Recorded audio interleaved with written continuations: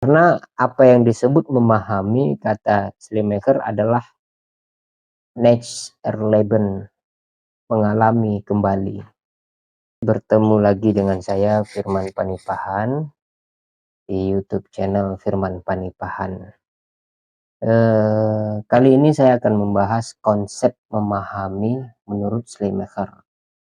Dalam istilah Jerman, Schleiermacher menyebutkan Konstlehre das Verstehen, yaitu memahami adalah sebuah seni. Memahami beda dengan pemahaman. Pemahaman mengacu pada hasil dari suatu yang telah ditangkap oleh panca indera atau akal atau pikiran tentang suatu makna. Sementara memahami ialah sebuah proses, ya, sebuah proses, yaitu sebuah kegiatan menangkap makna gitu. Jadi itu perbedaan antara memahami dan pemahaman, ya. Perlu ditambahkan bahwa manusia tidak berpikir tentang hal yang sama. Setiap manusia itu memiliki pemikiran yang berbeda-beda, meskipun memakai kata-kata yang sama. Jadi contohnya begini, politikus mengatakan demi bangsa dan negara. Juga sastrawan mengatakan demi bangsa dan negara. Ada teks yang keluar dari dua mulut ini. Teksnya sama, gitu ya, teksnya sama.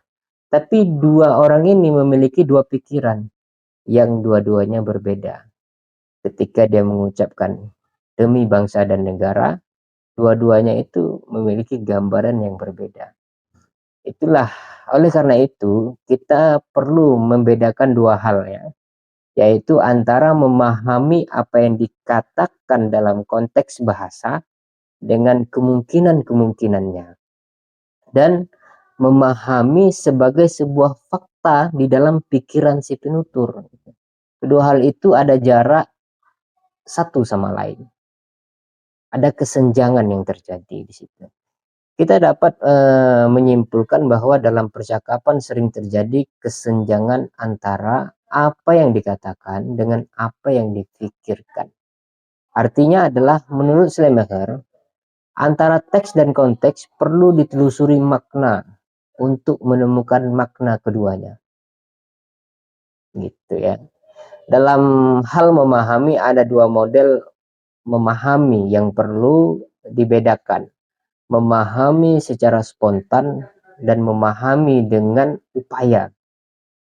Dalam sehari-hari kita melakukan percakapan percakapan yang intens, ya, dengan satu sama lain tanpa ada masalah. Karena kita bertolak dari suatu pemahaman yang tidak problematik. Seperti orang satu keluarga gitu ya, satu desa, satu kawasan kerja, atau macam-macam gitu. Kita saling memahami secara spontan karena memang kita berada pada wilayah yang sama. Ada bahasanya masing-masing. Sama-sama pemain sepak bola itu, ketika mereka ngobrol itu tidak ada miss di sana karena satu wilayah kerja, satu wilayah, satu dimensi gitu. Sehingga tidak ada hal-hal yang problematik gitu. Namun berbeda jika kita berada pada sebuah percakapan itu ya, yang terpisah gitu di antar wilayah. Misalnya kita kasih contoh begini, misalnya seperti percakapan antara orang Jawa dengan orang Sumatera, atau antara orang Madura dengan orang Ambon, dan seterusnya gitu.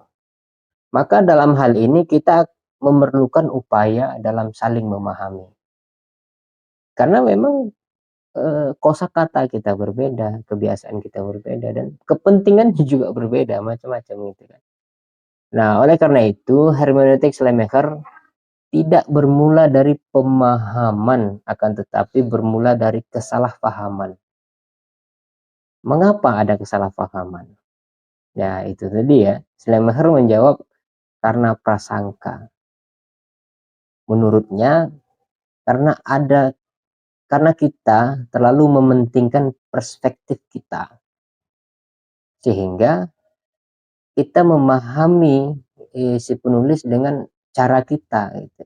Disitulah muncul kesalahpahaman gitu.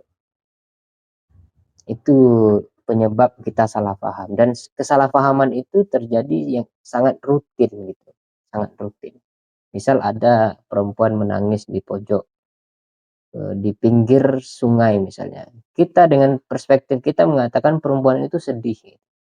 Padahal coba kita menjadi perempuan itu, mungkin perempuan itu sedang bahagia atau sedang apa saja gitu. Nah, perspektif kita lah yang disebut prasangka oleh Schleiermacher itu yang selalu menuntun kita untuk salah paham gitu. Jadi begitu ya, hermeneutik adalah sebuah bagian dari seni berpikir, dan karena itu bersifat filosofis gitu. Kesenjangan antara kata dan pikiran diatasi dengan upaya rasional yang disebut interpretasi. Dalam arti ini, seni berbicara, seni membaca daripada seni mendengarkan lebih daripada seni berbicara gitu. Seni membaca lebih daripada seni menulis. Karena apa yang disebut memahami, kata Schleiermacher, adalah Erleben, mengalami kembali. Nah itu, nanti kalau ingin memahami yang lebih lanjut, ikuti terus video saya selanjutnya.